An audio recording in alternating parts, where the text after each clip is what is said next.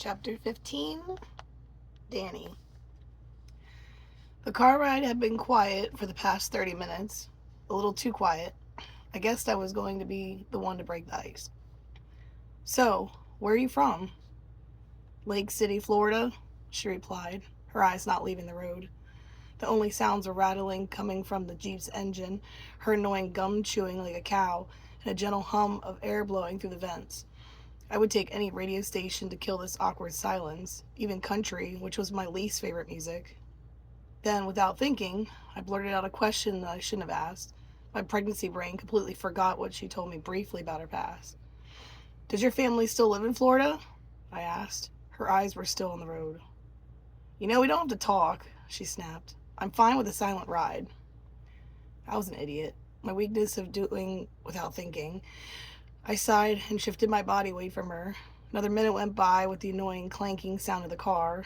I was no car expert, but my guess was that wasn't a normal sound. She took a slow and long breath and then sighed. My biological parents were killed in a car accident when I was 5. Oh, I paused. I didn't know. I'm sorry. She swallowed hard. I could tell this was difficult for her. My younger brother and I got placed into foster care since we didn't have any living relatives. We bounced around from home to home. It wasn't exactly easy for us, she said as she continued to keep her eyes on the road with one hand on the wheel and the other resting on the door. We stuck together through all the hard times, she said, but I kind of screwed that up recently. We're not on speaking terms. Her upbringing explains why she had this hard-ass attitude. She briefly looked my way. Let's just say I haven't been a good big sister to him. I kind of figured you didn't borrow the Jeep, I said. Is your brother a star child? She shook her head. No, we had different biological fathers. My mother cheated on my father and he forgave her. My father raised him as his own until the accident. Our mother never told us who his biological father is. My guess is my father was a star child that never woke his powers, which would explain why I have them and my brother doesn't. Outside the window were trees in all directions, and the road had now turned into a dirt path. We're getting close. I'm going to park in the woods, and we'll walk from there. She pulled over, and we both jumped out of the vehicle. Dani headed to the back and opened up the door. Laying there were 2 AK-47s. Know how to use these? She asked. I picked up the gun, unfolded the folding buttstock, flipped the safety on, unclipped the magazine to see if it was loaded, and then clipped it back on, racked it back to load the chamber, and flipped the safety off. It felt all too comfortable in my hands, but I couldn't wait to feel that ear-shattering roar as I watched it penetrate through Jasper's head. With my adrenaline pumping, I was ready. She grinned. I guess you don't need any lessons. Dani picked up a magazine holster and buckled it around her waist. On her belt were 2 tubes of water shots. Then she grabbed the backpack filled with extra water, first aid, and extra handguns. If our abilities didn't use so much energy, we wouldn't need firearms. Our powers could be our greatest weakness in a battle if we exhausted them too quickly. It made me wonder if the extended use of my powers could bring harm to my baby.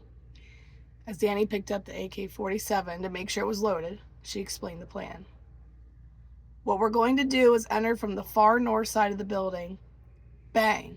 A shot echoed through the woods. Startled by the sound, both our eyes widened with surprise. The first thing I thought of was Mike. We gotta go. Zeke's out there. Dani slammed the door of the Jeep and bolted toward the sound of the shot. Wait, Dani, we need a plan. Dani completely ignored me. She gave me no choice but to chase after her. My heart was beating faster with every step, and my fear was on the edge of taking over. Her stamina was greater than mine. I was struggling to keep up. I gripped the gun tighter and shouted to Dani to slow down. You would have thought zombies were chasing us. The building was just up ahead, and I needed to tap into Mike's thoughts.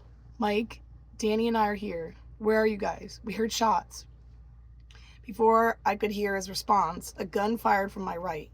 Without hesitation, I turned to aim my gun at the shadow figure between 2 trees. The very minimal sun was peeking through the trees, making it difficult to identify who it was, but my sense knew it was a tracker and I had to kill him, going against everything I didn't want. Before he could pull his trigger again, I pulled mine. Bang! The bullet went straight through his head and the body fell lifeless to the ground. Behind me was Dani, laying on the ground. This wasn't good. The tracker's bullet had gone into her knee. The blood flooded her hands and pant leg. Damn it, I cursed. This is why we need a plan. Spare me the lecture, she snapped. Just help me.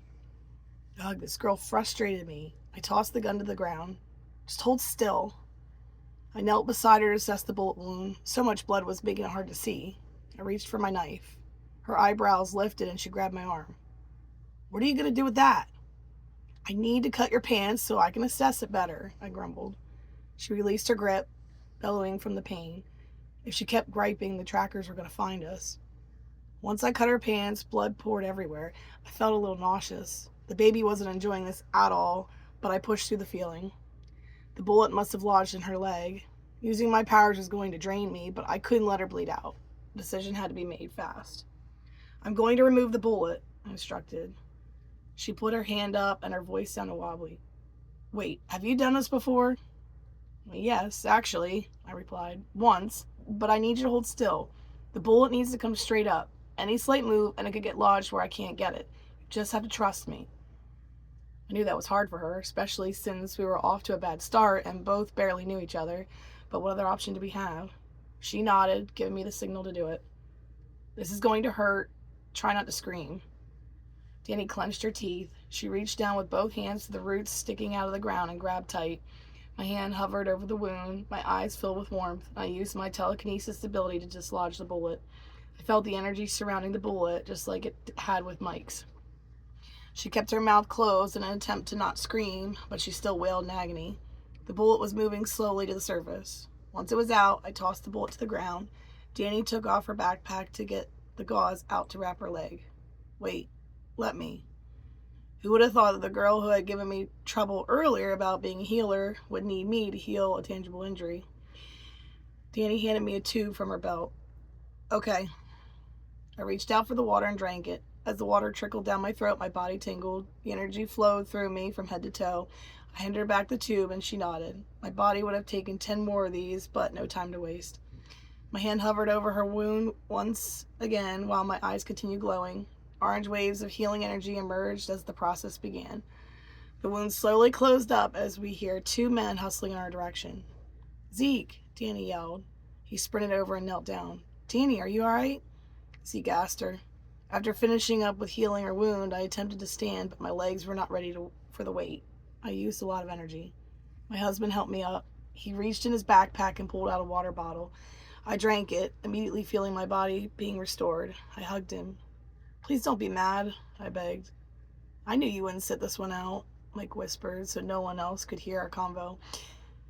How did you know? I asked. I'd shielded him from my thoughts during the meeting. He couldn't have known. Mike smiled.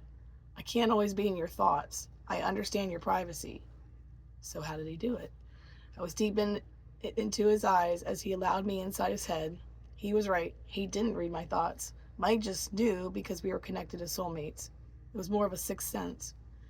Mike moved the conversation back to speaking. I just didn't see you two working together, he said. Me either, I confided.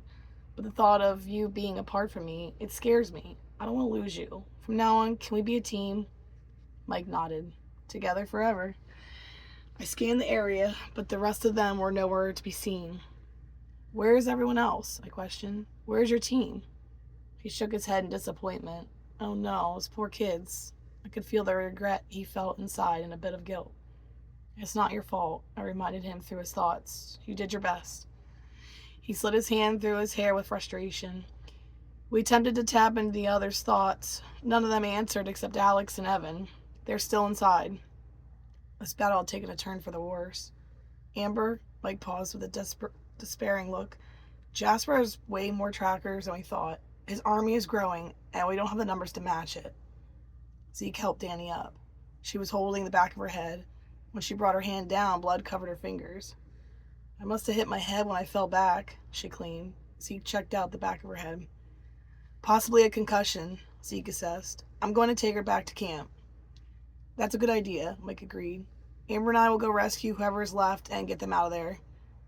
Wait, what about killing Jasper? I asked. There are too many trackers, Mike snapped. We have to retreat after we find them. I wasn't happy about this, but what other choice do we have? I nodded in agreement. The Jeep is about 100 yards in that direction, I pointed. Be careful, guys, Zeke urged. He picked up Dani and headed back to the Jeep while Mike and I headed to the north side of the building, holding our guns tight. I tapped into Alex's thoughts. Mike and I are heading toward the north side of the power station. Where are you guys? She responded. How did you get here? Alex had no clue I was coming. Never mind. You can explain later. We think Jasper's sneaking out the north end. We can meet you by... Oh, shit. Alex? Alex? Both of us were alarmed as she stopped responding. Something was wrong. We hurried toward the back end of the building. Alex and Evan knelt behind a car, shooting at the trackers across the way while they fired back. Mike and I hustled over to help, but suddenly he was jumped. While he was wrestling the tracker, I noticed Jasper out of the corner of my eye darting toward the woods. Oh no, he was getting away. I saw Alex charging in his direction while Evan covered her. She couldn't go alone. Mike continued fighting with the tracker, and Evan was still shooting at the others. Go help her, Mike shouted. But we're a team. I can't leave you. And so is she, he reminded. Go after her. I got this. I didn't want to leave him, but she is our team and needed my help. Damn you, Alex.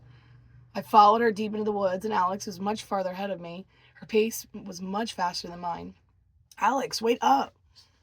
Suddenly, a tracker jumped me from behind, and I fell forward into the dirt.